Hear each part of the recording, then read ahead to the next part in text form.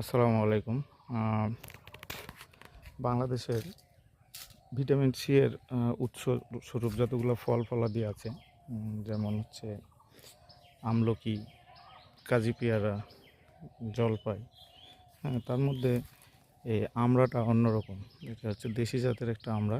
হ্যাঁ, দেখতে পাচ্ছি প্রকাণ্ড বাগানের মধ্যে অনেকখানি জায়গা ফাঁকা রেখে আমড়ার গাছটা বিশাল দেহে দাঁড়ায় আছে এবং পাতা নাই, কিন্তু মুকুলে ভরা। কি সুন্দর, তাই না? এগুলো যখন আমড়া হবে তখন আরও অনেক মজা লাগবে দেখতে। এবং আমড়াটা টক জাতীয় খাবার হইলেও মিষ্টি আমড়া আমার কাছে খুব ভালো লাগে।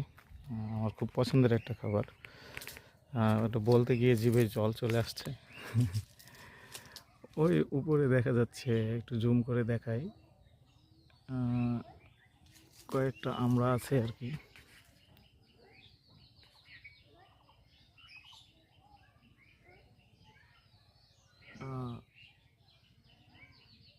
ওই যে দেখা যাচ্ছে আর কি, তিনটা আমড়া ঝুলতেছে, কিন্তু খাওয়ার ইচ্ছা থাকলেও পাড়া মোস্ট ডিফিকাল্ট। কারণ আমড়া গাছের ঢেকি বলে একটা প্রবাদ আছে। আমড়া গাছের ঢেকি বলতে কি বোঝায় দর্শকেরা বলবেন আপনারা। আমড়া গাছের ঢেকি